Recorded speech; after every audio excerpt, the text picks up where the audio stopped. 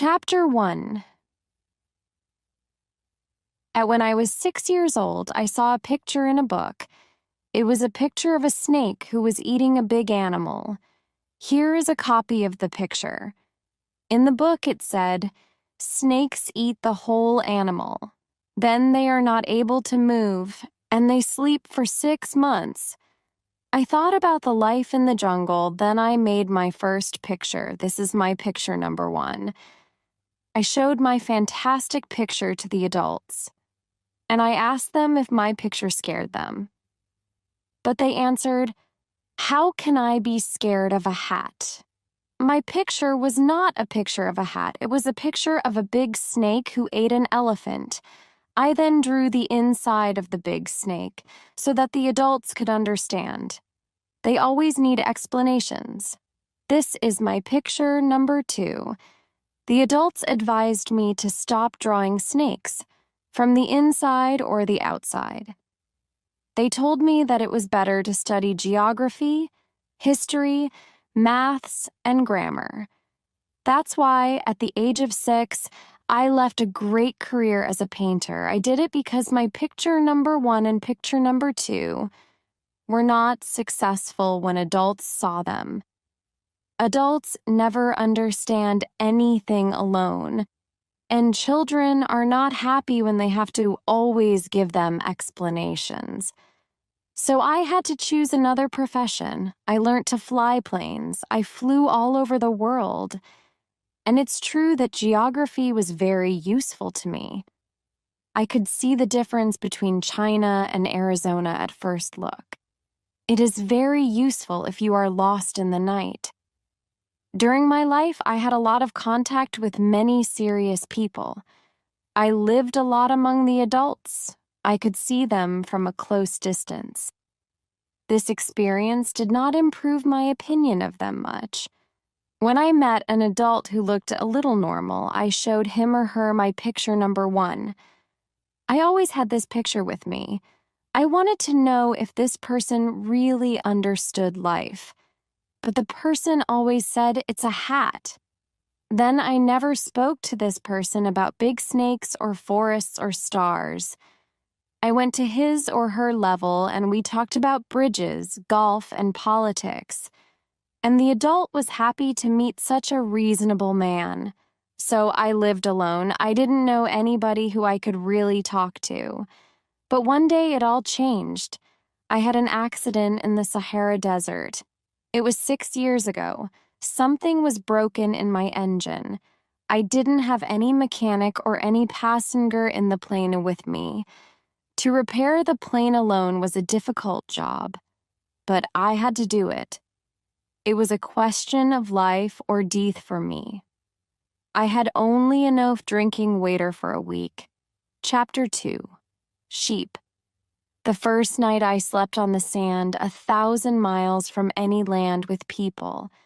I was more isolated than a sailor on a raft in the middle of the ocean. So you can imagine my surprise when a funny little voice woke me up in the morning. It said, "Please draw me a sheep." What? Draw me a sheep. I jumped to my feet as if I was hit by lightning. I looked around, and I saw a very unusual little man who was looking at me very seriously. This is the best picture of him, which I later was able to make. But my picture, of course, is much less fascinating than the original model. It's not my mistake. I was stopped in my career as a painter by the adults at the age of 6. And I never learned to draw anything, except snakes from the outside and snakes from the inside. I looked at this little man with my eyes full of surprise. Don't forget that I was 1,000 miles from any land with people. It was interesting to see that this little man didn't look tired, hungry, thirsty, or scared. He didn't look like a child who was lost in the middle of the desert, 1,000 miles from any land with people. When I finally managed to speak, I said to him, "What are you doing here?" He repeated very slowly and very seriously, Please draw me a sheep." It was all strange to me. I was 1,000 miles from any place with people. I was in danger of death. But I took a piece of paper and a pen out of my pocket. I wanted to draw him a picture, then I remembered that I mostly studied geography, history, maths, and grammar, and I told the little man that I did not know how to draw. He said, "It doesn't matter. Draw me a sheep."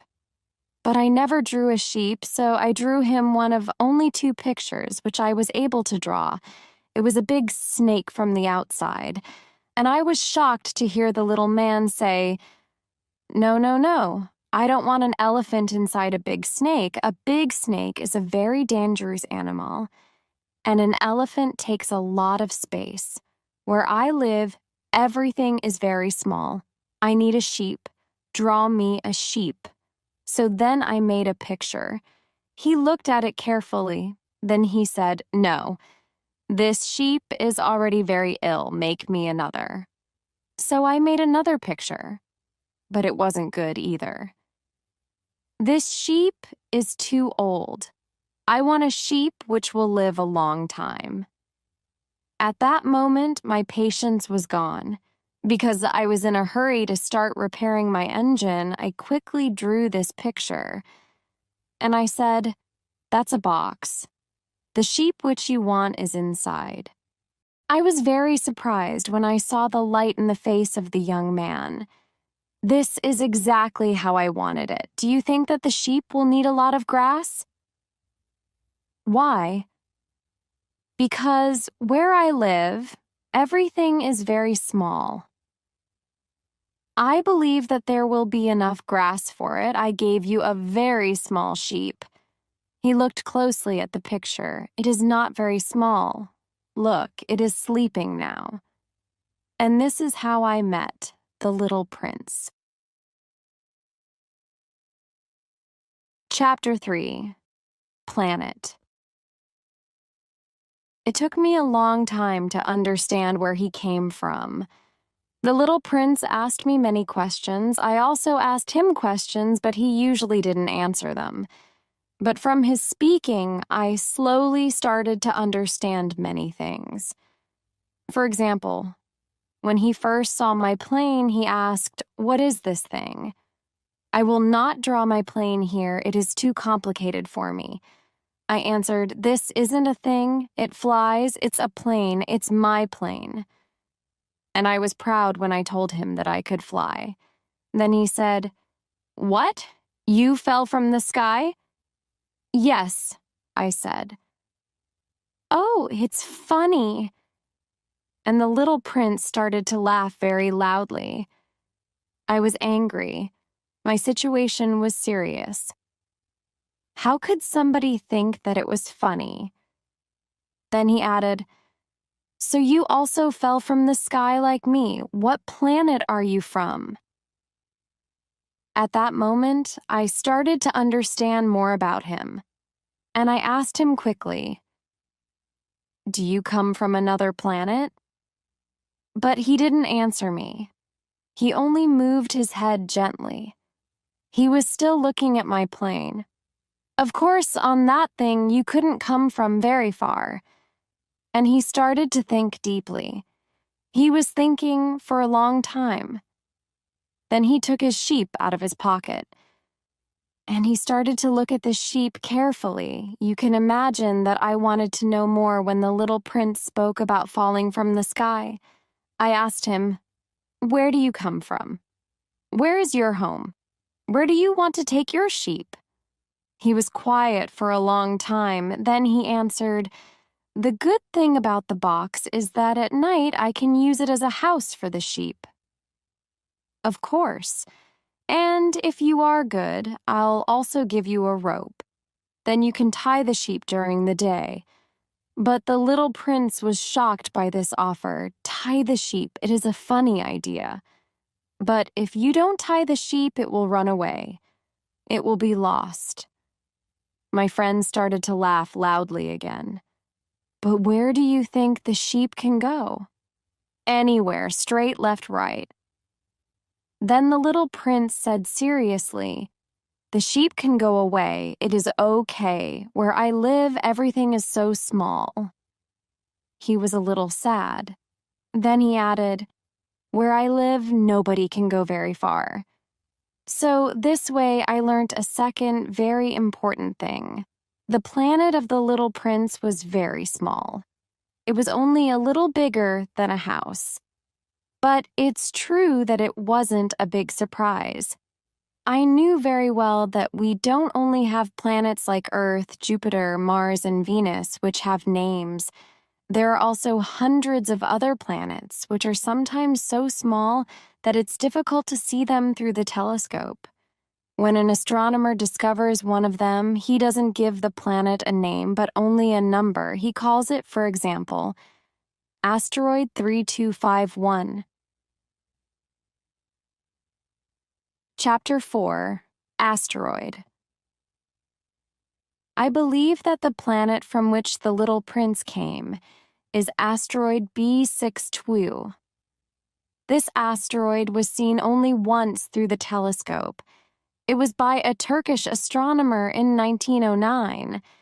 He spoke about his discovery at the International Astronomical Congress, but nobody believed him because he was wearing Turkish clothes. Adults do such things. Fortunately for the reputation of asteroid B612, a Turkish leader made a law that people had to wear clothes like Europeans. The astronomer spoke about his discovery again in 1920. He was wearing very elegant clothes. And this time, everybody accepted his discovery. I am telling you these details about asteroid B612, and I am telling you its number, because adults like numbers. When you tell them that you have a new friend, they never ask you questions about important things. They never ask you, what is the sound of his voice? What games does he like? Does he collect butterflies? They ask, how old is he? How many brothers does he have? How much does he weigh? How much money does his father make? If they know these numbers, they think that they know this person. If you say to the adults, I saw a beautiful red house with beautiful flowers in the windows and birds on the roof, they can't imagine the house. You have to say to them, I saw a house that cost $100,000. Then they can say, it's a pretty house. So if you say to the adults, the little prince existed because he was nice, he laughed, and he wanted a sheep. If you want a sheep, it's clear that you exist. This information won't help them. They will shake their heads, and they will think that you live in a dream. But if you tell them, the planet he came from is asteroid B612, then they will believe you, and they won't ask you any questions. Adults are like that. We mustn't blame them. Children have to be very patient when they speak to adults, but of course, we who understand life, we don't care about numbers. We like to tell a story like a fairy tale. We like to say, once upon a time, there was a little prince who lived on a planet only a little bigger than himself and who needed a friend. For those who understand life, it would sound much better. Chapter 5, Elephants. This all happened 6 years ago. When I look at these memories, I feel sad. But I describe the little prince here because I don't want to forget him. It's sad to forget a friend. Not everybody had a friend. So that's why I bought a box of paints and some pencils. It's hard to start drawing at my age after so long time again. I will try, of course, to make my pictures as true to life as possible. But I'm not quite sure what the result will be. One picture is all right, and another doesn't look like what I tried to draw. I make some mistakes on the size, too. Here the little prince is too tall. Here he is too short. I'm not also sure about the color of his clothes, but I will try to do my best. In some other details, I will make mistakes too, but here you have to forgive me. It's not my fault. My friend never explained anything to me. Maybe he thought that I was like him, but I, unfortunately, don't know how to see the sheep through the walls of a box. Maybe it's because I'm a little like the adults. Maybe I'm already old. Every day I learned something about the little prince's planet. I learned about his departure from it, about his journey. The information came very slowly, usually during moments when the little prince was thinking about his past. On the third day, I learned about the problem with the baobabs. Baobabs are big trees. I learned about the problem thanks to a question about the sheep that the little prince asked me. Is it true that sheep eat little bushes? Yes, that's true. Ah, that's good. I didn't understand why it was so important that sheep ate little bushes, but the little prince added, "So they also eat baobabs?" I told the little prince that baobabs aren't little bushes. The baobabs are right the opposite. They are trees as large as churches, and that even if he took 9 big elephants back to his planet, those elephants couldn't eat one single baobab. The idea of 9 elephants made the little prince laugh. They would have to stand on each other. But he said something clever. The baobabs, before they grow so big, they're very small at the beginning. That's right, I said. But why is it important that your sheep eats the little baobabs? He said, "Oh, come on, you know, as if we were talking about something clear and simple. And then I had to use my intelligence to solve the problem without any assistance." Chapter 6. Trees. So I thought that on the planet where the little prince lived, there were, as on all planets, good plants and bad plants. And there were also good seeds of good plants and bad seeds of bad plants, but we can't see seeds. They sleep deep in the ground until one of them wants to wake up. Then it begins to grow slowly to the sun. When it's very small, you don't know if it is a carrot seed or a rose seed. And you can let it grow as it wants, but if it is a bad plant, it is necessary to destroy the plant immediately when you can see it. And the truth was that there were some terrible seeds on the planet of the little prince. These were the seeds of baobabs. The ground of the planet was full of them. If you see a baobab too late, you will never be able to destroy it. It will go over the whole planet. Its roots will go right through it, and if the planet is too small and if there are many baobabs, they will tear the planet to pieces. It's a question of discipline, the little prince later told me. When you finish washing and you put on your clothes each morning, then it's time to clean your planet very carefully. It's necessary to pull the baobabs when you can see them. Sometimes it isn't easy because they are similar to roses when they are very young.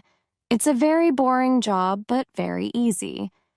And one day he said to me, "You should draw a beautiful picture which will show all this to the children. This information will be useful to them if they travel one day." It's sometimes okay to postpone your work, but when it comes to baobabs, it's always a catastrophe. I knew a planet with a lazy man. He forgot to pull 3 little bushes. And when the little prince described it to me, I drew this planet. I don't want to be a moralist, but the danger of baobabs is so little known. And there is a great possibility that if you are lost on an asteroid, you will meet such danger. So now I will tell you what you must do. I will say it in simple words. Children, be careful with baobabs. I worked so hard on this picture because I wanted to tell my friends about a danger, which they didn't know for a long time. The lesson which I am teaching you now is very important. Maybe you ask yourself, why are there no other pictures in this book as big as the picture of the baobabs? The answer is very simple. When I drew the baobabs, it was so important for me to give you this information. Chapter 7. Sun. Step by step, I started to understand the secrets of the little prince's life. For a long time, his only fun was watching beautiful sunsets. I learned this new detail on the 4th day in the morning, when he said to me, "I really like sunsets. Let's go look at a sunset now." "But we have to wait," I said. "Wait? Wait for what?"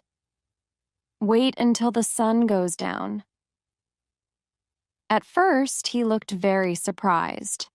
Then he laughed and he said to me, "I'm always thinking that I'm at home. Everybody knows this. When it's noon in the United States, the sun is going down in France. If you could fly to France in 1 minute, you could watch the sunset. But on the Little Prince's planet, you only needed to pull your chair a few steps, and you could watch the sun going down whenever you wished."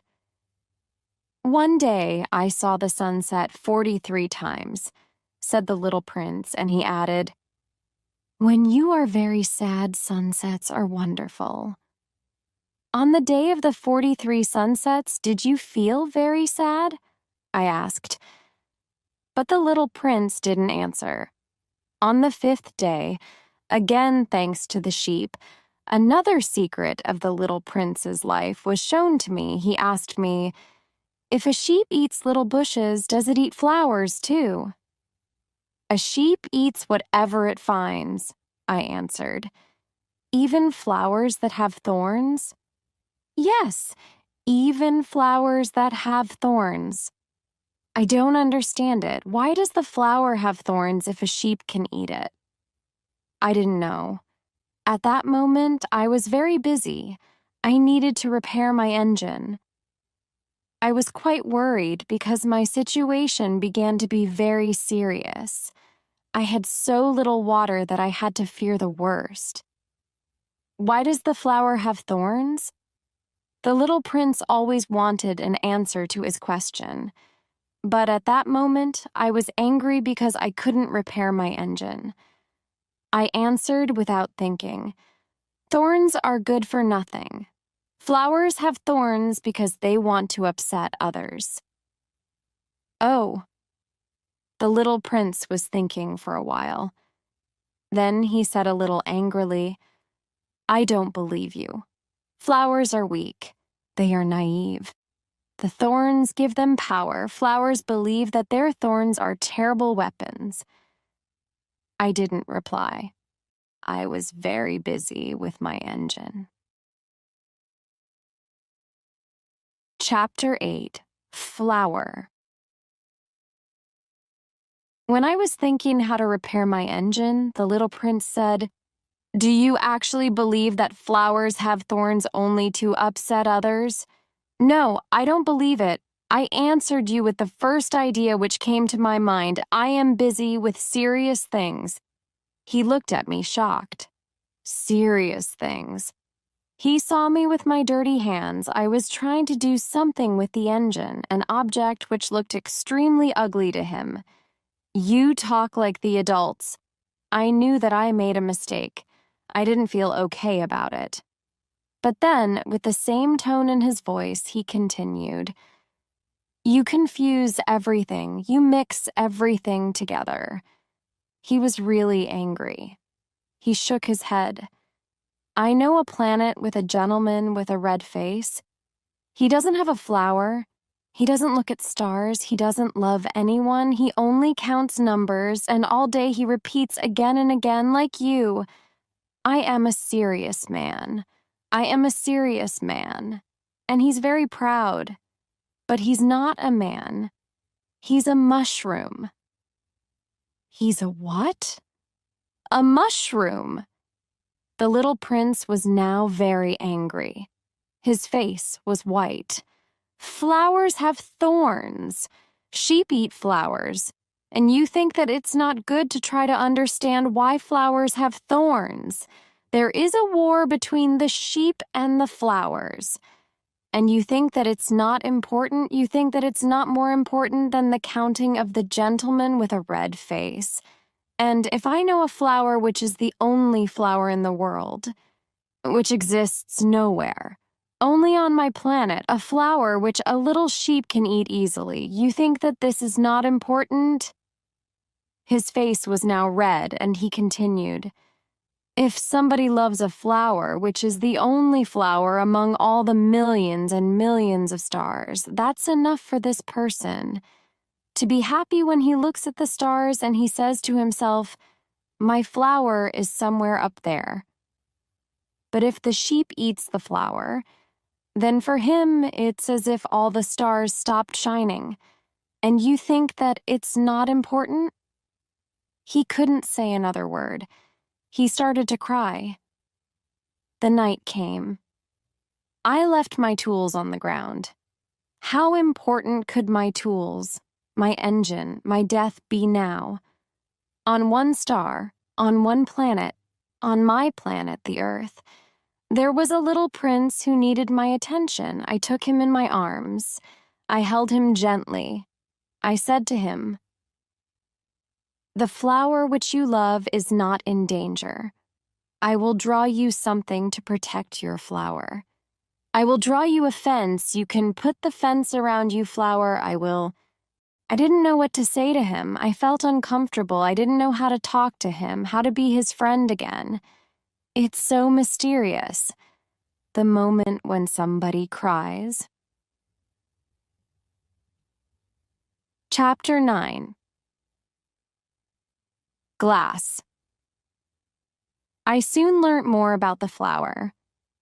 On the little prince's planet, the flowers were always very simple. They were small and they didn't disturb anyone. They grew in the grass in the morning, and they were gone in the evening.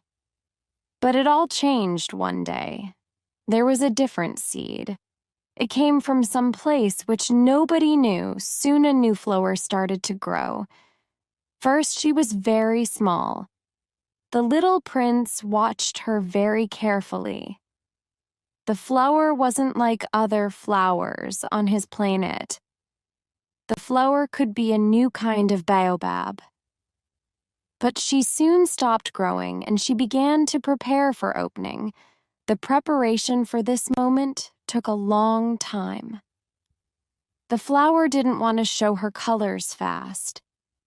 Then one morning, exactly at sunrise, the flower showed her colors, and after all her preparation for this moment, she said, I am sorry. It will take same time before I am perfect. But the little prince couldn't hide his admiration. Oh, how beautiful you are. Yes, I am. Look at me, the flower said, and I was born at the same moment as the sun. I think that it's time for breakfast, she said. Could you bring me some water? The little prince was surprised. The situation was new for him, but soon he brought water to the flower. The flower started to play with the little prince, but her play wasn't always nice. One day, for example, when she was speaking about her 4 thorns, she said to the little prince, I'm ready for tigers, they can come. There are no tigers on my planet, said the little prince, and also tigers don't eat grass. I'm not a grass, the flower sweetly said. I'm not scared of tigers, but I'm scared of wind. Do you have something to protect me from wind? To be scared of wind isn't good for a plant, said the little prince. And he added to himself, this flower is very complicated. At night, I want to be under glass. It's very cold here where you live. It's quite uncomfortable. I come for a place where... But she stopped talking at this moment. She came here as a seed. She knew nothing about other worlds. She was embarrassed because the little prince could see that she was ready to lie to him.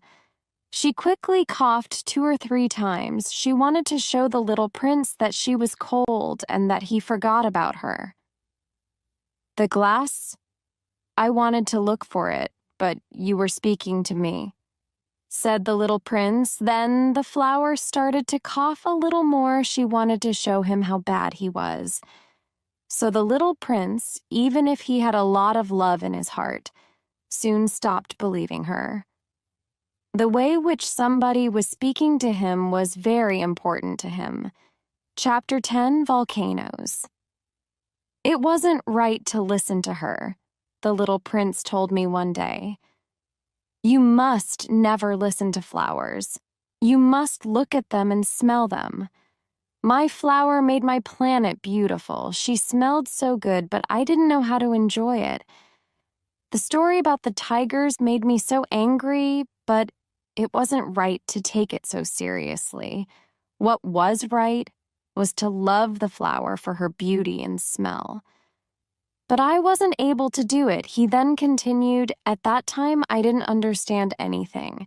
I listened to her words, but I didn't see her actions. She made my planet more beautiful. It wasn't correct to leave her. I didn't see the love that was behind her little tricks. Flowers are so complicated, but I was too young to know how to love her. I believe that for his departure from the planet, the little prince used the migration of wild birds. On the morning of his departure, he put his planet in perfect order. He carefully cleaned his active volcanoes. There were 2 active volcanoes on his planet, and they were very good for warming his breakfast in the morning.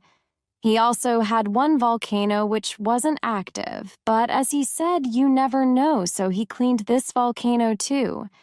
If they are correctly cleaned, there are no eruptions. Of course, on our Earth, we are very small to clean our volcanoes. That's why they're causing us a lot of trouble. The little prince also pulled, a little sadly, the last little baobabs. He thought that this was his last day on his planet. He didn't plan to come back. He gave water to his flower one last time, then he put her under glass. At that moment, he felt that he was very close to tears. Goodbye, he said to the flower. But she didn't answer him. Goodbye, he repeated. The flower coughed, but it wasn't because she had a cold. I was stupid, she said at last. I want to apologize. Try to be happy. He was surprised that she didn't complain. He stood there quite confused. He was holding the glass in his hand. He didn't understand this calm kindness. Of course I love you, the flower told him. It was my mistake that you didn't feel it. It doesn't matter. But you were also as studied as I was. Try to be happy. Put that glass down. I don't need it. But the wind isn't that bad. The night air will do me good. I am a flower. But the animals, I have to be able to survive 2 or 3 caterpillars if I want to see the butterflies. I think that they are very beautiful. If there are no butterflies here, who will visit me? You will be far away. And I am not afraid of big animals. I have my thorns. And she showed all of her 4 thorns to the little prince. Then she added, Don't stand here, it makes me angry. You decided to leave. So, now go. She said it because she didn't want to show her tears. She was such a proud flower. Chapter 11. King. The little prince was close to the asteroids 325, 326, 327, 328, 329, and 330. So he began to visit them. He wanted to be busy and learn something. There was a king on the first planet. The king had expensive clothes. He was sitting on a simple but big throne. "Ah, here is a visitor," the king said when he saw the little prince. And the little prince asked himself, "How can he know who I am? He didn't see me before." "Come closer to me. I want to see you better," said the king. He was very proud that he was a king for somebody now. The little prince looked around. He needed a place where he could sit down, but the king's clothes were on the whole planet, so he was standing. And because he was tired, he yawned. "It's against etiquette to yawn in front of a king," the king told him. "You can't do it." "I can't help it," said the little prince. "My journey was very long, and I didn't have any sleep." "Then you have to yawn," said the king. "People usually don't yawn in front of me. It's very interesting. Come on, yawn again." "I am sorry. I can't yawn when you tell me to do it," said the little prince. His face was red now. "Oh, well," said the king. "Then I tell you to yawn sometimes, and then—" He was confused a little, and he looked upset because the king's orders have to be always respected. He couldn't tolerate if somebody didn't follow his orders. But because he was a very good man, all his orders were reasonable. If I ordered a general, he liked to give this example. If I ordered a general to change into a seabird, and if the general didn't do it, it wouldn't be the general's mistake. It would be my mistake. "Can I sit down?" the little prince asked quietly. "I order you to sit down," the king said. And he pulled a piece of his clothes so that there was some space for the little prince to sit down. The little prince was thinking about one thing. The planet was very small. The king didn't control a big area. "Can I ask you a question?" said the little prince. "I order you to ask me a question," the king said. "What do you control?" "I control everything," said the king. "Everything?" The king looked at his planet, then at the other planets, and all the stars. "Are you the king of all that?" asked the little prince. "I am the king of all," said the king. He didn't control only his planet, he was the king of all the universe. "And do the stars do what you want?" "Of course," said the king. "They do it fast. They do exactly what I want them to do." Chapter 12. Mouse. It was very interesting for the little prince. With such power, he could watch the sun set not 44 times, but 72, or even 100, or even 200 times on the same day. And he could still sit in one place. At that moment, he remembered his little planet which he left, and he felt a little sad. That's why he asked the king for something. "I would like to see a sunset. Please, can you order the sun to go down?" If I ordered a general to fly from one flower to another like a butterfly, or to write a book, or to change into a seabird, and if the general didn't do it, whose mistake was it? asked the king. The general's or my mistake? "Your mistake," said the little prince. "Exactly. We must ask from others what others can do," The king continued. The control has to be reasonable. If you order your people to jump into the sea, they will start a revolution. I have the right to control because my orders are reasonable. And my sunset? Said the little prince, who never forgot a question when he asked it. You will have your sunset.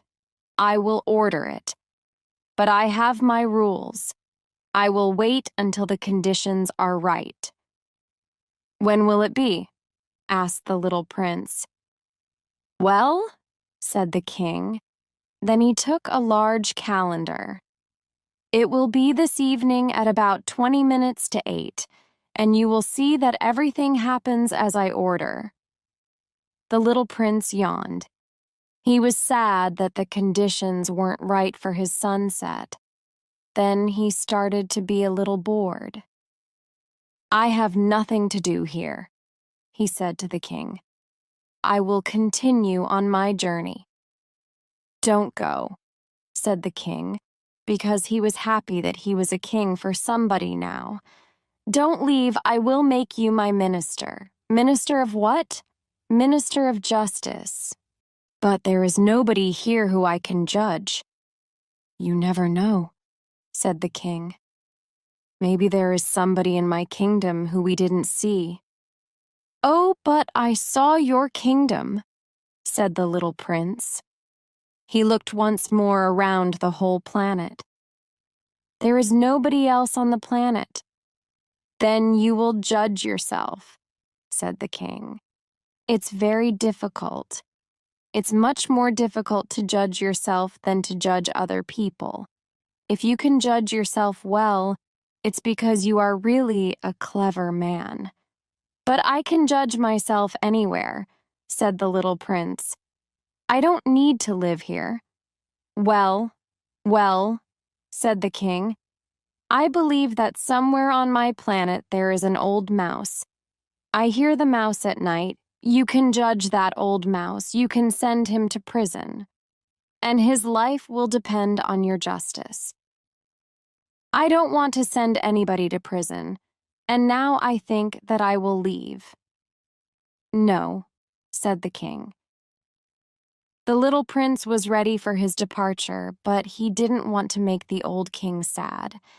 So he said, if you want to control me, you can give me a reasonable order.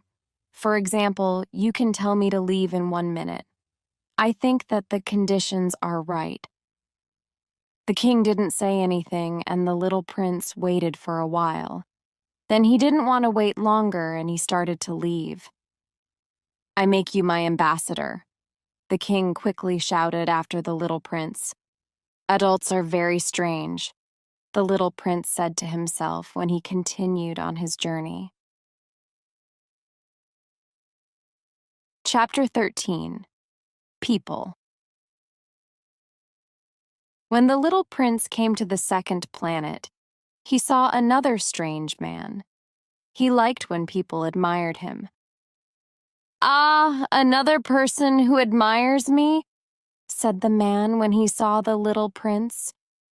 He believed that all people admired him. Good morning, said the little prince. You have a funny hat. I use this hat to say good morning to people who come to visit me and admire me. Unfortunately, there aren't many people who visit me. Really? Said the little prince. Really. Clap your hands, said the man. The little prince clapped his hands, and the man moved his hat with a small touch.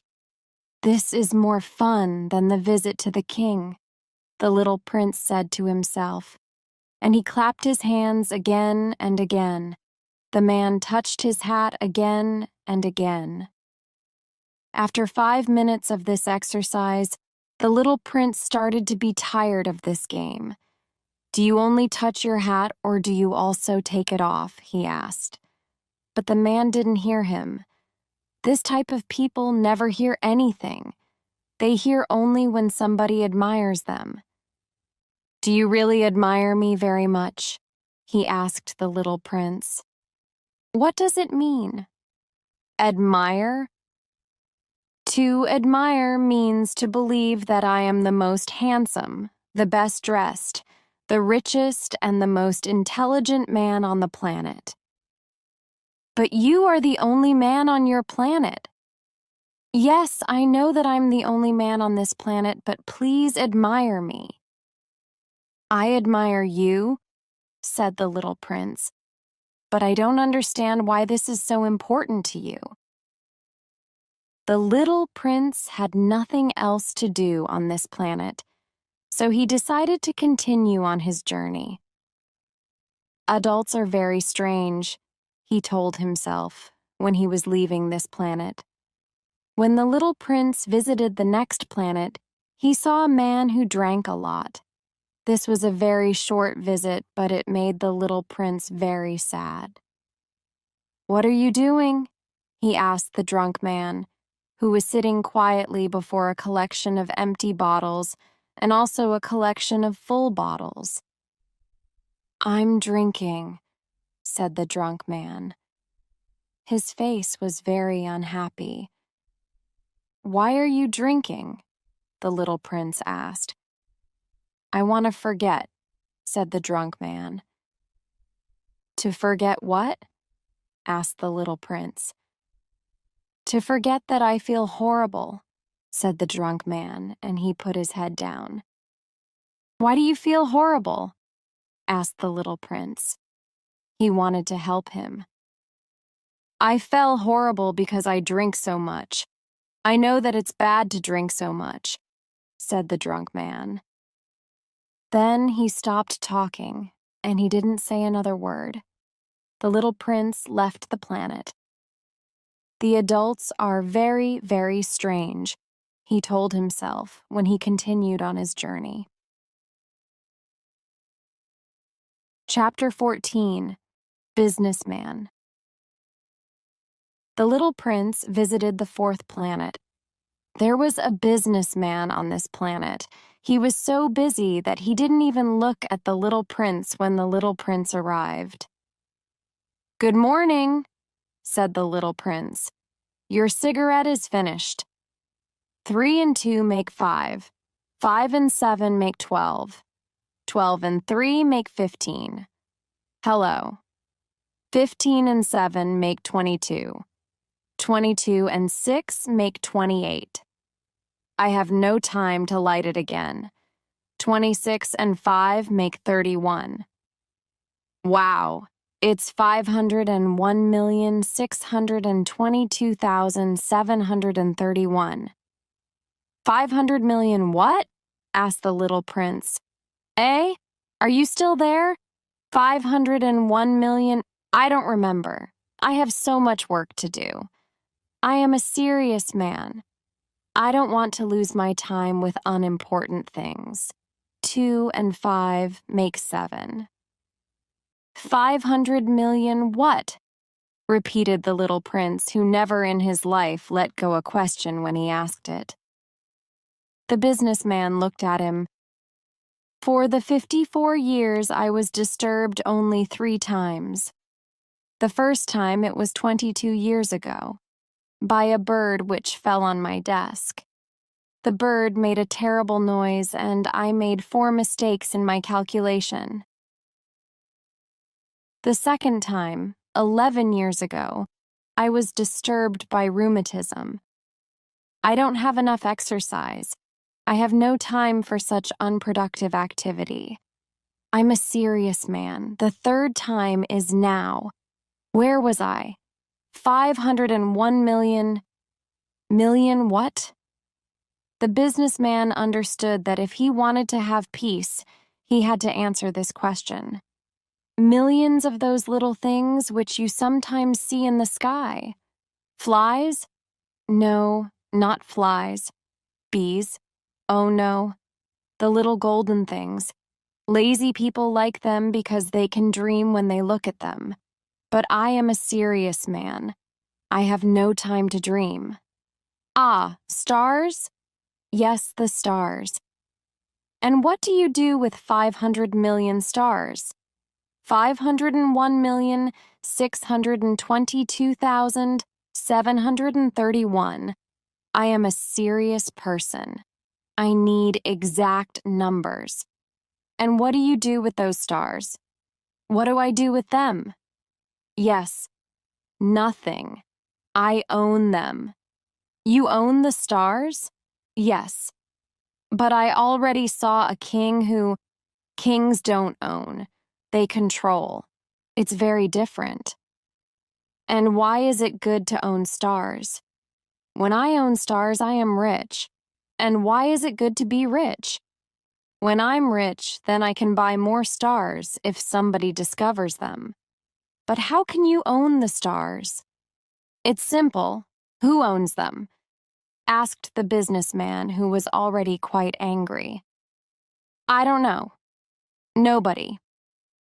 Then I own them because I was the first person to think of it. That's enough? Of course. When you find a diamond, it's yours. When you discover an island, it's yours. When you have a new idea, you patent it, and it's yours. Now I own the stars because I was the first who thought of it. That's true, said the little prince. And what do you do with them? I look at them, I count them and count them again, said the businessman. It's difficult, but I am a serious man. The little prince wanted to know more. If I own a scarf, I can put it around my neck and take it with me. If I own a flower, I can pick it and take it with me, but you can't pick the stars. No, but I can keep them in the bank. How can you do that? It's easy. I write the number of my stars on a little paper, and then I put the paper to the bank. And that's all? That's enough, said the businessman. It's funny, thought the little prince, but it's not very serious. The little prince had very different ideas about serious things. I own a flower, he continued. I water her every day. I own 3 volcanoes. I clean them every week. I even clean the volcano which isn't active. You never know. It's useful to my volcanoes, and it's useful to my flower that I own them. But you're not useful to the stars. The businessman opened his mouth but couldn't find anything to say, and the little prince left. The adults are very interesting, he said to himself when he continued on his journey. Chapter 15. Lamp. The 5th planet was very interesting. It was the smallest of all. There was only space for a street lamp and a lamplighter. The little prince couldn't understand the reason for a street lamp and a lamplighter.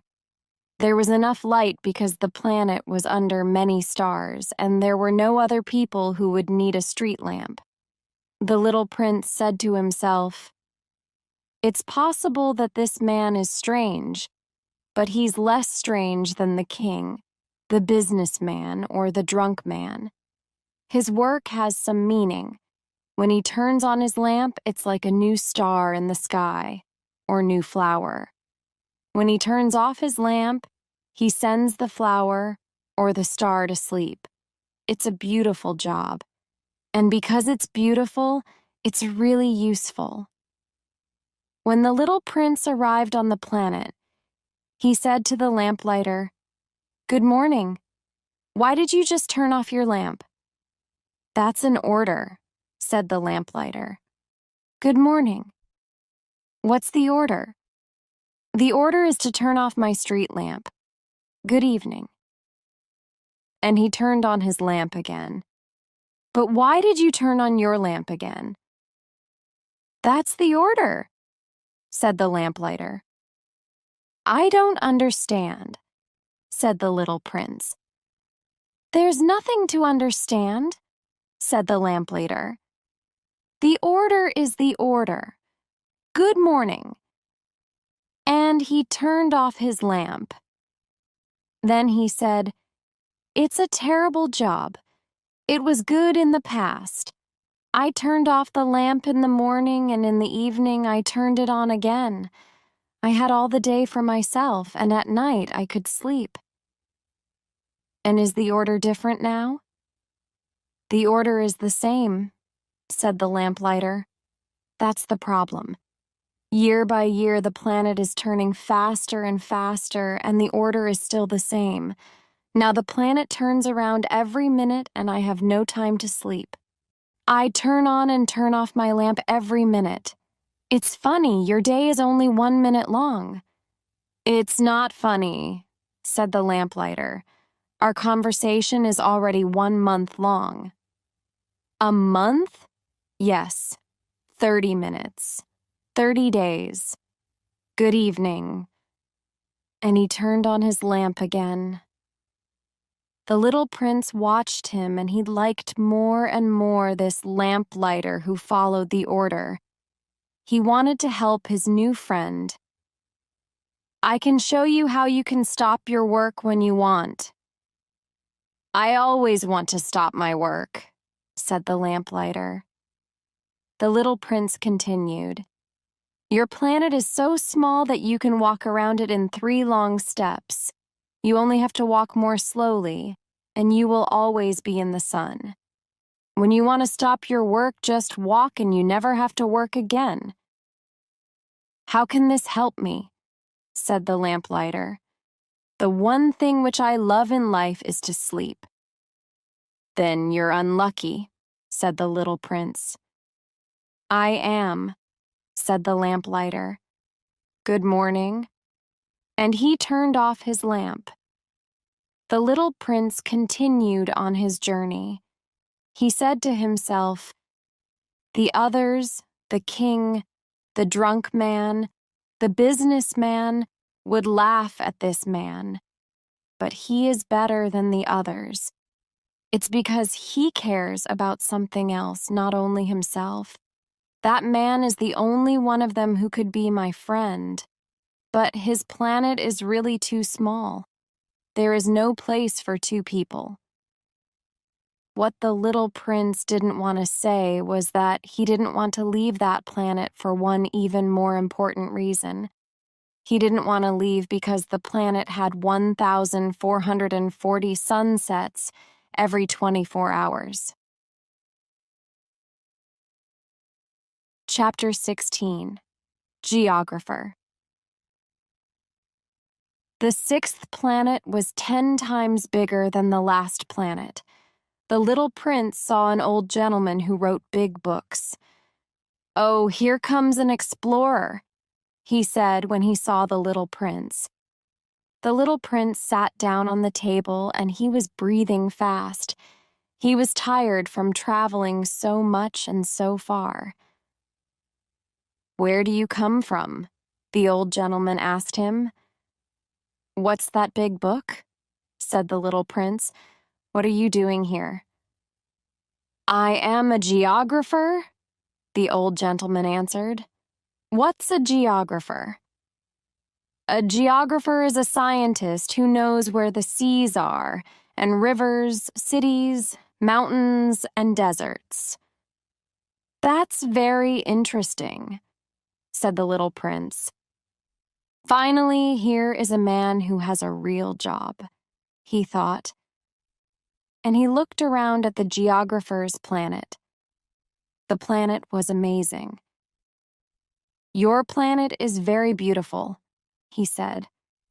Does it have any oceans? I can't say, said the geographer. Ah! The little prince was disappointed. And mountains? I can't say, said the geographer. And cities and rivers and deserts? I can't tell you that, said the geographer. But you are a geographer. That's true, said the geographer. But I'm not an explorer. There's no explorer on my planet. The geographer doesn't discover cities, rivers, mountains, seas, oceans, and deserts. The geographer doesn't have time for traveling. He doesn't leave his office. But the explorers visit him there. He asks them questions and he writes what they remember. And if the information of the explorer is interesting to him, then the geographer has to find out if the explorer is an honest person. Why? Because an explorer who lies can give incorrect information, and also an explorer who drinks too much. Why? Asked the little prince. Because drunk people see double. Then the geographer can write 2 mountains in a place where there is only one. I know somebody, said the little prince, who could be a bad explorer. It's possible. So when the explorer is an honest person, then I have to check if his discovery is correct. Do you visit the place? No. That's too complicated, but the explorer has to give me proof. For example, if the discovery is a large mountain, the explorer has to bring large stones from it. The geographer suddenly smiled. But you come from far away. You're an explorer. You must describe your planet for me. And the geographer opened his big book and prepared his pencil. I write explorers' words first in pencil. Ink is used only after there is a proof of their words. Well, said the geographer.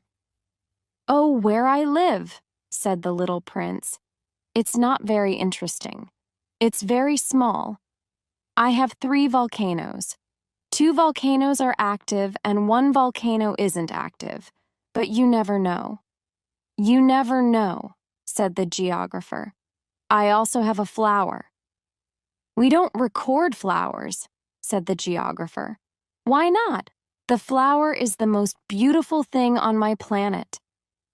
Because flowers don't live very long. In geography, we have very exact books. They are almost always true. A mountain usually doesn't change its position. An ocean usually doesn't lose its water. We write about things which are here for a long time. But volcanoes which aren't active can be active again, said the little prince. If volcanoes are active or not, it is the same for us, said the geographer. What matters to us is the mountain. That doesn't change. Your flower is different. It can disappear soon. My flower can disappear soon? Of course.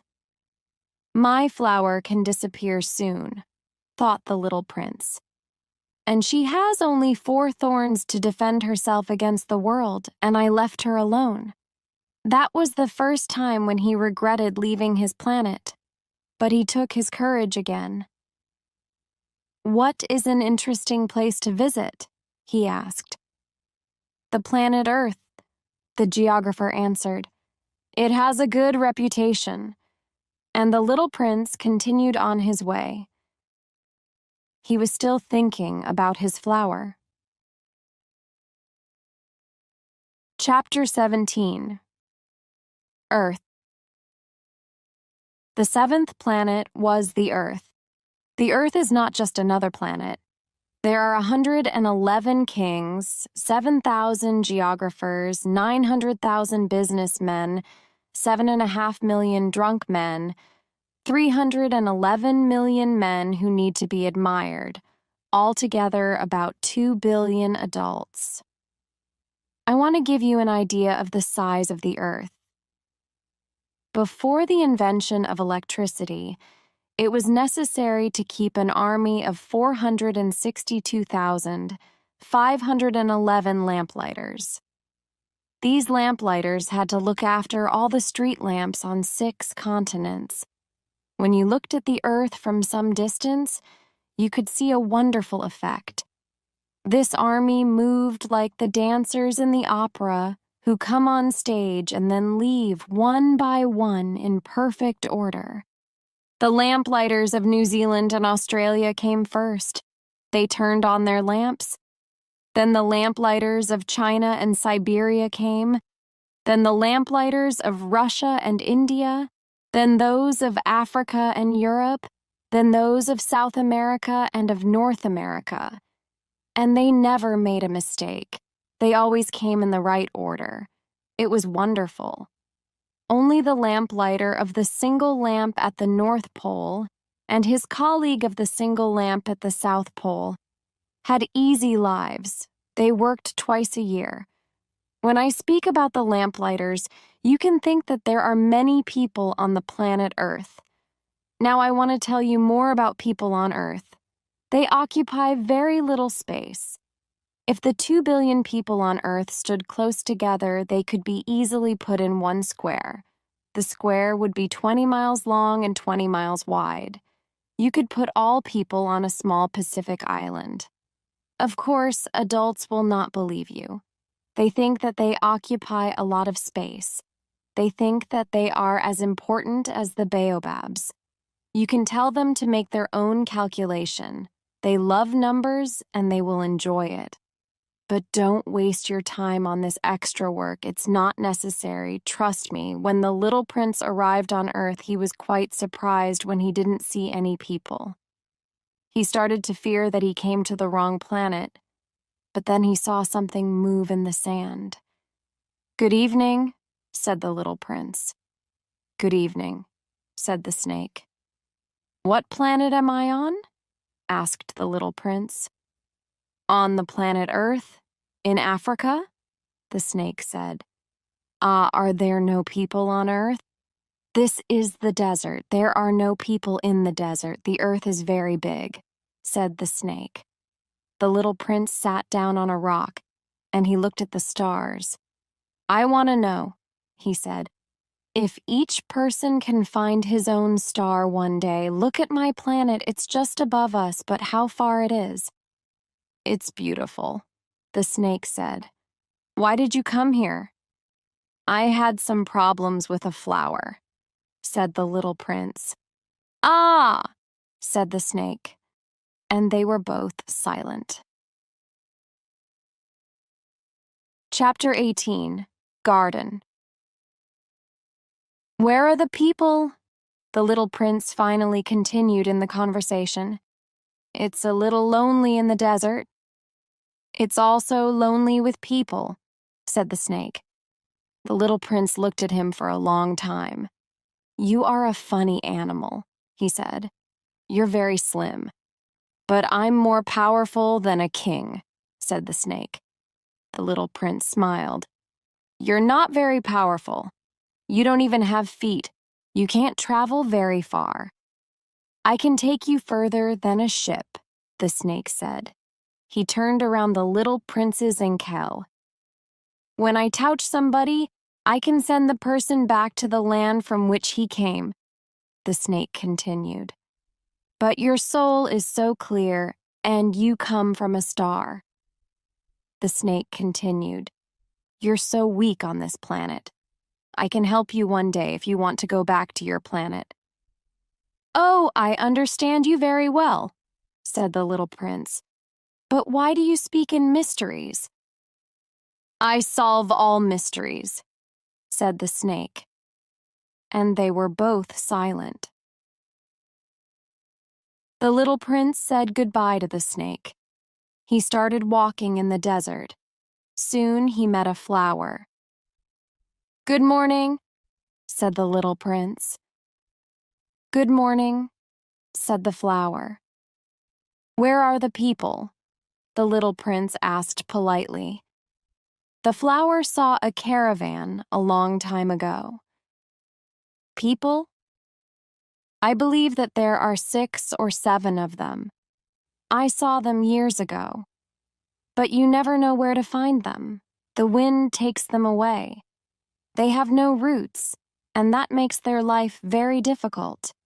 "Goodbye," said the little prince. "Goodbye," said the flower. The little prince climbed a high mountain. The only mountains he knew were the 3 volcanoes which were as high as his knees. He said to himself, "From a mountain as high as this one, I will be able to see the whole planet and all the people." But he only saw other mountains around. "Hello," he said. "Hello, hello, hello," the echo answered. "Who are you?" asked the little prince. "Who are you? Who are you?" Who are you? The echo answered. Let's be friends. I am lonely, he said. I am lonely. I am lonely. I am lonely, the echo answered. This is a strange planet, he thought. It's dry and hard, and people here have no imagination. They repeat whatever you say to them. On my planet, I had a flower. She always spoke first. The little prince was walking for a long time through sand and rocks. And then he finally discovered a road. And all roads lead to people. Good morning, he said. He was standing before a garden full of roses. Good morning, said the roses. The little prince was looking at them carefully. They all looked like his flower. He was surprised. Who are you? He asked. We are roses, the roses said. Ah, said the little prince, and he felt very unhappy. His flower told him that she was the only flower of her kind in the whole universe, and here were 5,000 of them, all the same, in only one garden. I thought I was rich because I had this one special flower, but actually I had only a normal rose. So I have a normal rose and 3 volcanoes which are as high as my knees. It isn't much. I think that I'm not a very great prince, he thought, and he was lying in the grass and he was very sad. Chapter 19. Fox. Then the fox came. Good morning, said the fox. Good morning, the little prince said politely. Who are you? You're very pretty. I'm a fox, said the fox. Play with me, the little prince said. I'm very sad. I can't play with you, I'm wild, the fox said. Ah, I'm sorry, said the little prince. But after some thought, he added, What does wild mean? You're not from here, said the fox. What are you looking for? I'm looking for people, said the little prince. What does wild mean? People, said the fox, have guns and they hunt. It's a problem for me. They also have chickens. That's the only interesting thing about them. Are you looking for chickens? No, said the little prince. I'm looking for friends. What does wild mean? It means that I'm not connected to you and you're not connected to me. You're not connected to me?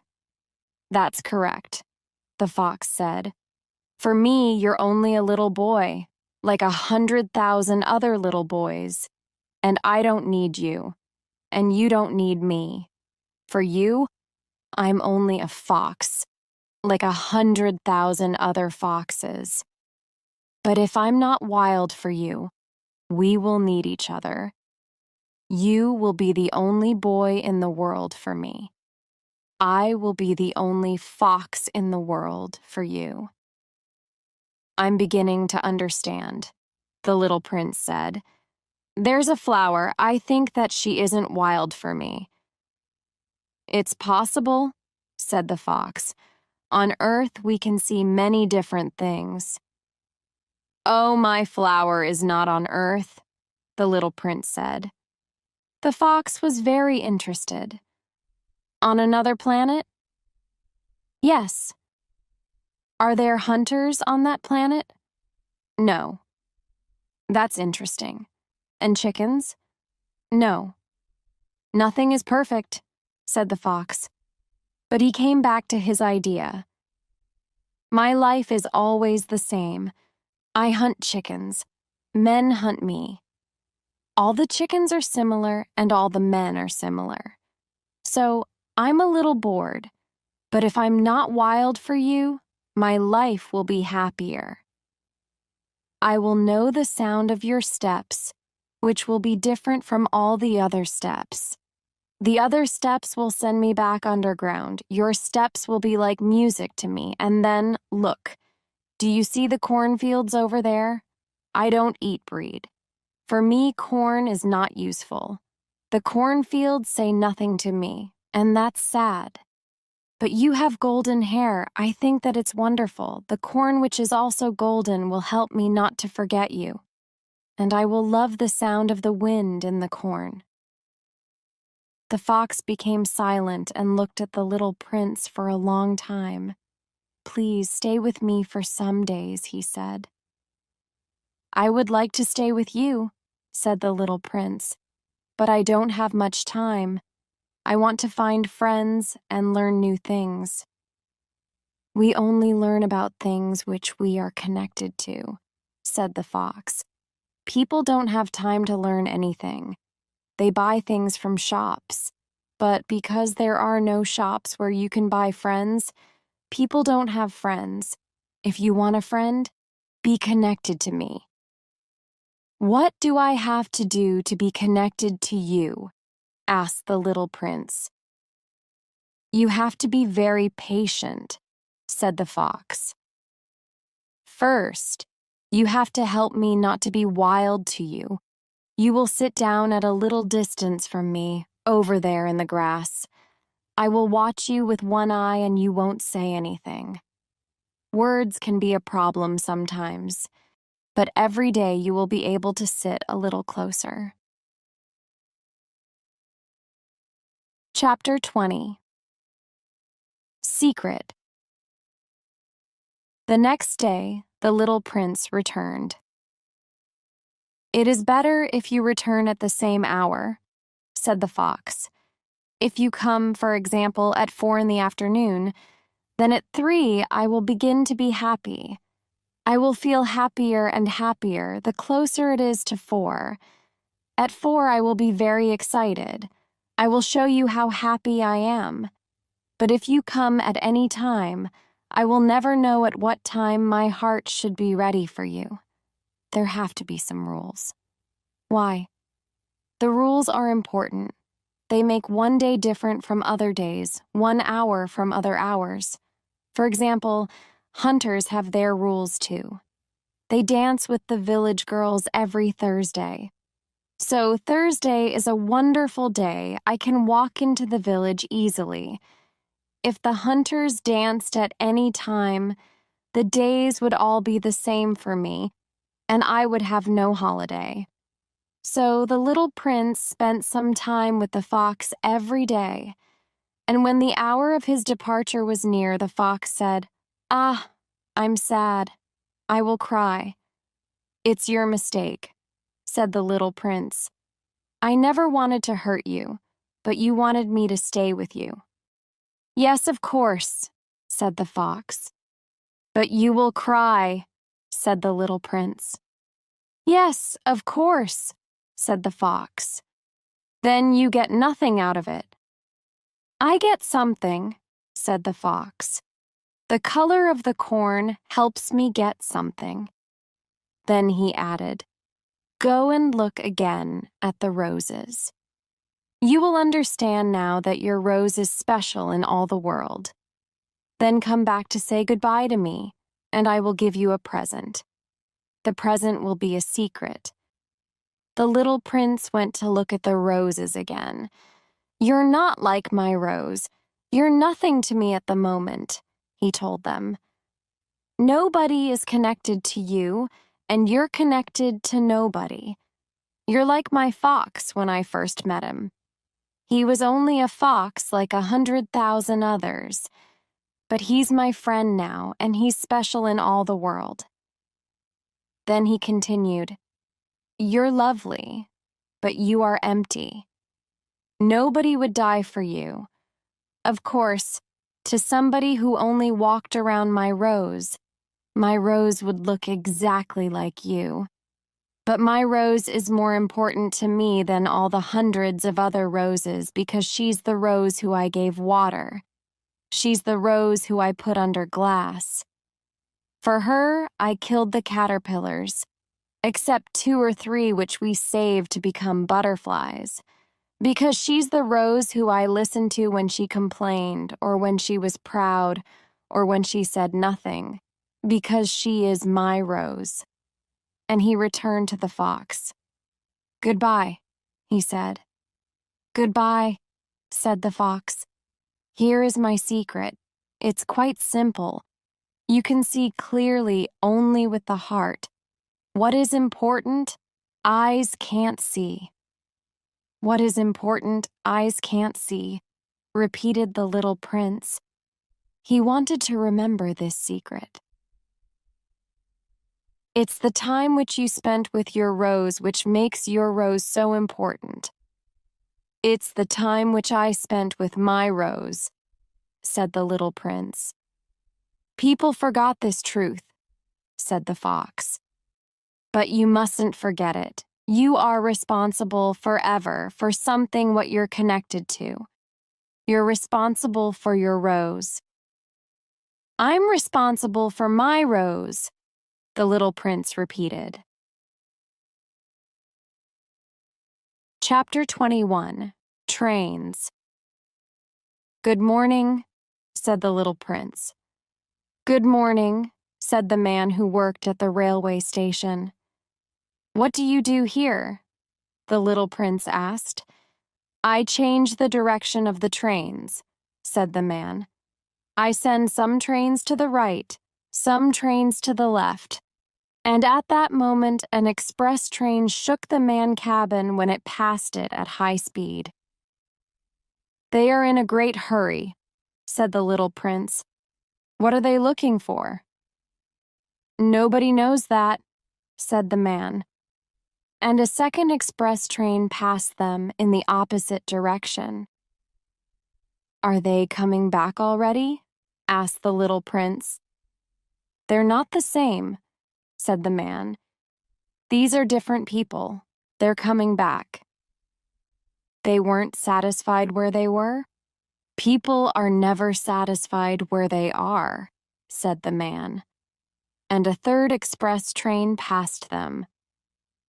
Do they want to catch the first travelers? Asked the little prince. They don't want to catch anybody, said the man. They're sleeping or they're looking outside the windows. Only the children are pressing their noses against the windows. Only the children know what they are looking for, said the little prince. They use their time to play with toys, and the toys become very important to them. And if anybody takes the toys away from them, they cry. They're lucky, the man said. The little prince continued on his journey. Good morning, said the little prince when he met a businessman. Good morning, said the businessman. He was a businessman who sold pills which helped you when you were thirsty. If you swallowed one pill a week, you wouldn't feel any need to drink. Why are you selling these pills? Asked the little prince. Because they save a lot of time, said the businessman. Experts calculated that these pills can save 53 minutes a week. And what do you do with those 53 minutes? Whatever you like. If I had extra 53 minutes, the little prince said to himself, I would walk very slowly to a fountain. Chapter 22. Dessert. It was now the 8th day after my accident in the desert. I listened to the story about the businessman when I was drinking the last drop of my water. Ah, your memories are very nice, I said to the little prince. But my plane is still broken. I have nothing to drink. I would also be happy if I could walk very slowly to a fountain. My friend, the fox, told me, My dear little man, this has nothing to do with the fox. Why not? Because we will soon die. But the little prince said, It's good to have a friend, even if you can soon die. I am very glad that I have a fox as a friend. He can't see the danger, I said to myself. He's never hungry or thirsty. He only needs a little sunshine. But he looked at me and he answered my thought. I'm thirsty too. Let's look for a well. It was crazy to look for a well in this big desert. But we started walking. After we walked for several hours in silence, night came and the stars began to shine. I saw them as in a dream. I had a little fever because I was very thirsty. The last words of the little prince danced in my memory. So, you are thirsty too? I asked him. But he didn't answer my question. He only said to me, water can also be good for the heart. I didn't understand his answer, but I said nothing. I already knew that it was useless to ask him questions. He was tired. He sat down. I sat down next to him. And after a silence, he spoke again. The stars are beautiful because of a flower which we can't see. Sure, I said. Then I looked at the hills of sand which were all around us in the moonlight. The desert is beautiful, said Little Prince. And it was true. I always loved the desert. You sit down on sand. You see nothing. You hear nothing. But something beats and shines in that silence. Chapter 23. Well, what makes the desert beautiful, said the little prince, is that it hides a well somewhere. I agreed with the little prince. When I was a little boy, we lived in an old house and there was a story. The story said that the house had a treasure somewhere in the floor. Of course, nobody was able to find the treasure. Maybe nobody was really looking for it. But that treasure made the house special. My home was hiding a secret. Yes, I said to the little prince. It can be a house or the stars or the desert. What makes them beautiful is invisible. I'm glad, he said, that you agree with my fox. When the little prince fell asleep, I took him in my arms and I started walking again. I was full of emotions. It looked to me that I was carrying a great treasure. In the light of the moon, I looked at his white face, his closed eyes, his golden hair which moved in the wind. And I said to myself, what I see here is only a shell. What is most important, we can't see. And when his mouth opened a little with a smile, I said to myself again, what is so amazing about this sleeping little prince is his loyalty to a flower. I could see a picture of a rose which shines from his heart even when he sleeps. I felt that I had to protect this light. The wind could take it away. We continued walking like that, and in the morning we found the well. The little prince woke up and he said, people get on their express trains, but they don't know what they are looking for. Then they are excited and they start to run around in circles. It's not necessary. The well wasn't like the wells of the Sahara. The wells of the Sahara are only holes in the sand. This one looked more like a village well, but there was no village here, and I thought that I was in a dream. It's strange, I said to the little prince. Everything is ready, the bucket, the rope. He laughed, he took the rope, and he let the bucket go down the well. As the bucket went down, we heard some interesting sound. Can you hear it? Said the little prince. We woke up the well, and the well is singing. Chapter 24. Water. When the bucket was full of water, I said, leave it to me. It's too heavy for you. Slowly, I pulled the bucket up. I left it on top of the well. I was tired but happy. The song of the well was still in my ears. When I looked at the bucket, I could see the sunshine in the water. "I'm thirsty for that water," said the little prince. "Let me drink some." And I understood what he was looking for. I helped him hold the bucket. He drank with his eyes closed. It was as nice as some special celebration. That water wasn't only a drink. It was born from our walk under the stars, from the song of the well, from the work of my arms. It was good for the heart, like a present. When I was a little boy, the light of the Christmas tree, the Christmas music, the smiles of the people, all these things made the Christmas presents special. "Where you live," said the little prince, "the people have 5,000 roses in one garden, but they don't find what they are looking for." "They don't find it," I said. "But what they are looking for can be found in one rose or in a little water." "Yes, that's true," I said.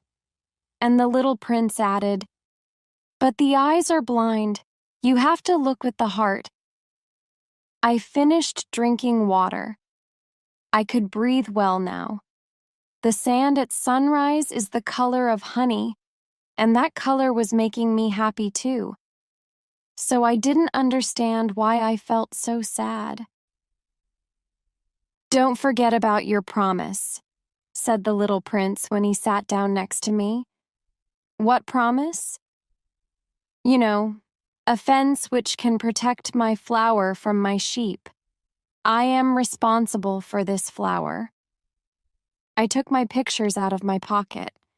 The little prince looked at them and he laughed when he saw the baobabs. "Your baobabs look like cabbages." "Oh, I was so proud of my baobabs. Your fox, his ears, they look like horns, and they are too long." And he laughed again. "You aren't fair, little prince," I said. "I didn't know how to draw anything. Only snakes from the outside and snakes from the inside." "Oh, it's all right," he said. "Children will understand." So then I drew a fence, and I gave it to him with a heavy heart. "You have plans which I don't know. Maybe something is ending here." But he didn't answer me. He said to me instead, "You must work now. You must go back to your plane. I will wait here. Come back tomorrow night." But I wasn't sure about it. Again, I felt sad in my heart. I remembered the fox. When we are friends with somebody, we risk tears when we say goodbye. Chapter 25. Wall next to the well. There was an old wall. When I came back from my work the next evening, I saw the little prince from some distance. He was sitting on top of the wall. He was talking to somebody. He said, "This is not the right place." Another voice probably said something to him because the little prince said to it, "Yes, yes, this is the right day, but it's not the right place." I continued my walk to the wall. I still couldn't see or hear anybody. However, the little prince said again, "Sure. You will see where my steps begin in the sand. You only have to follow me to that place. I will be there tonight. I will wait for you." I was 20 meters from the wall and I still couldn't see anything. The little prince spoke again after a pause. "Do you have good poison? Are you sure that I will not feel pain for a long time?" I stopped. My heart was beating strongly, but I still didn't understand. "Now go away," said the little prince. "I want to go down from the wall." Then I looked down at the bottom of the wall, and I was shocked. There was a yellow snake there. one of those snakes which can kill you in 30 seconds. I wanted to take my revolver out, but when I was trying to reach it, I also made a step back. The snake heard it. He started to move and he quickly disappeared in the rocks. I still heard him, but he was no longer visible. I came to the wall and I caught the little prince in my arms. His face was as white as snow. "What are you doing here?" I wanted to know. "Why are you talking with the snake?" He looked at me. His eyes were sad. He put his arms around my neck. I felt his heart beating like the heart of a dying bird which was shot with a gun. He said to me, "I'm glad that you repaired your plane. Now, you can go home." "How do you know that?" "I came because I wanted to tell him that my work was successful." He didn't answer my question, but he said, "I will go back home today too. It's much further. It's much more difficult. I need somebody's help for my journey." Chapter 26. Present. I knew that something strange was happening. I was holding him in my arms like a little child, but I felt that he was falling down into a big hole, and I couldn't do anything to help him. His face was very serious now. He said, "I have the sheep, and I have the box for the sheep, and I have the fence." And he smiled sadly. I waited a long time. I could see that he was feeling a little better. Then I said, "Dear little man, you are afraid." Yes, he was afraid, but he laughed a little. "I will be much more afraid tonight." It was difficult for me. I knew that it wasn't possible to change what the little prince wanted to do. I couldn't imagine my life without the sound of the little prince's laughing. For me, it was like a fountain in the desert. "Little man," I said, "I want to hear you laugh again." But he said to me, "Tonight it will be a year. My star will be exactly above the place where I fell last year." My little friend, is this only a bad dream? The meeting with the snake? The star? The plan for tonight? But he didn't answer my question. He said to me, "What's important? We can't see." "Yes, I know. It's the same with the flower. If you love a flower which lives on a star, it's good to look at the sky at night. Then all the stars have flowers." "Yes, I know. It's the same with the water. The water which you gave me was like music. It was because of the bucket and the rope and the pulling. Do you remember how good it was?" "Of course I remember." "And at night, you will watch the stars. It's too small where I live and I can't show you where my star is. It's better if you don't know. My star will be one of the stars for you, so you will like to look at all stars. They all will be your friends. I have a present for you," said the little prince, and he laughed again. "Ah, little prince, my little prince, I love to hear you laugh," I said. "This is my present. My laugh," said the little prince. Chapter 27. Bells. "I'm not sure if I understand," I said. "Your laugh is a present?" People look at stars, but the stars mean different things to different people. For people who travel, the stars are guides. For other people, they are nothing, only small lights in the sky. For scientists, they are problems. For my businessman, the stars are important because they make him rich. But all these stars are silent stars. For you, it will be different. You will have stars like nobody else. When you look at the sky at night, there will be one star where I live. And because I will laugh on one of these stars, it will be for you as if all the stars are laughing. You will have stars which can laugh." And he laughed again. "When I leave, you will be sad, but you will be less and less sad every day. Believe me, time will help you be less sad. Then you will be glad that you met me. You will always be my friend.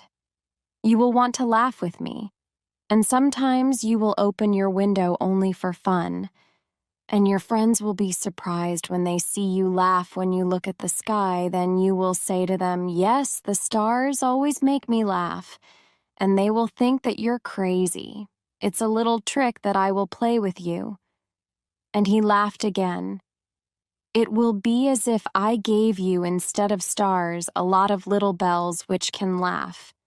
And he laughed again. Then he became serious again. "Tonight, don't stay with me." "I won't leave you," I said. "Tonight I will look as if I'm in pain. I will look as if I'm dying. It will look like that. Don't come to see that. It's not necessary. I won't leave you." But he was worried. He said, "I'm also asking you not to come because of the snake. He mustn't bite you. Snakes are bad sometimes. They can bite you only for fun." "I won't leave you."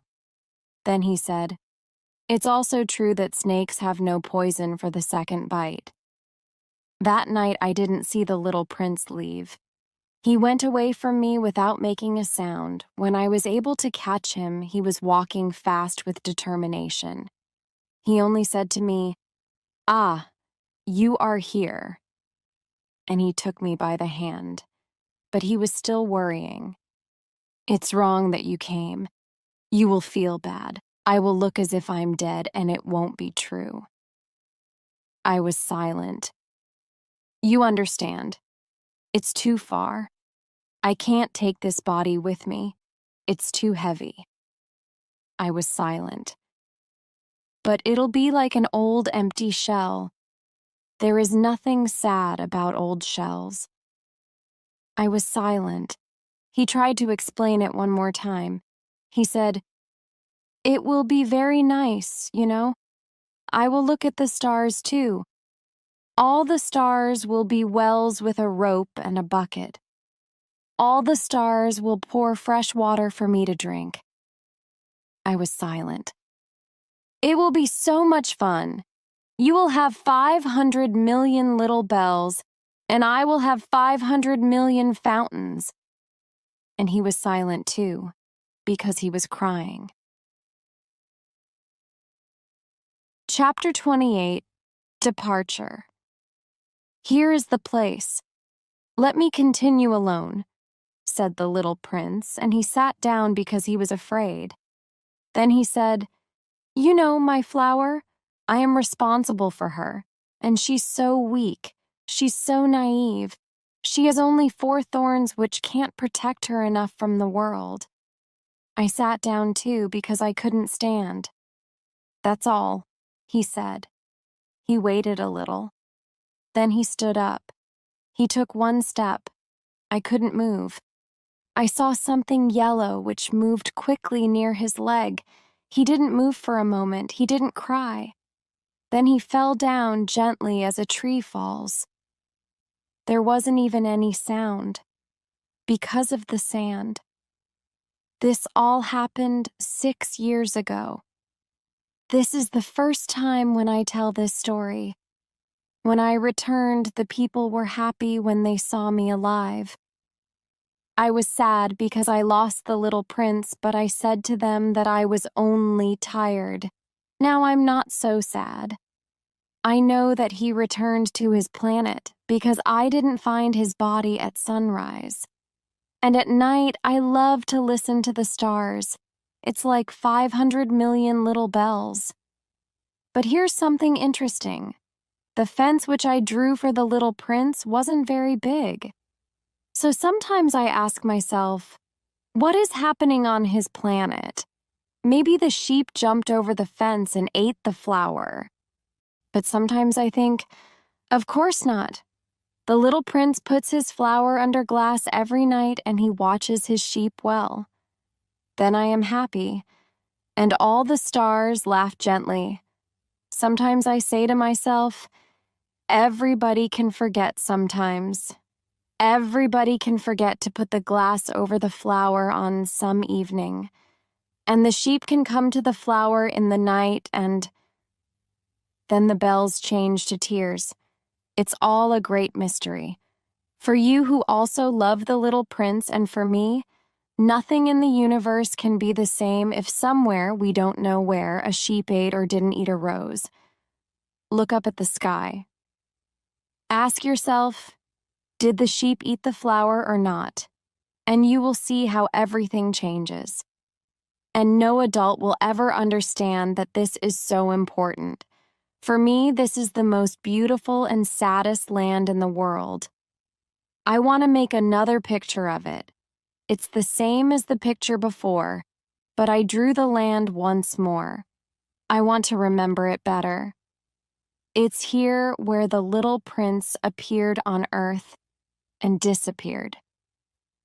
Look at this picture carefully, because you can come to this place one day if you travel in Africa in the desert.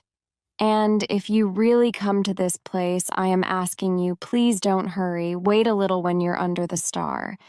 Then, if a little man appears who laughs, who has golden hair, and who doesn't answer your questions, you will know who he is. If this happens, please be so kind, don't let me be sad. Write to me quickly that he is back.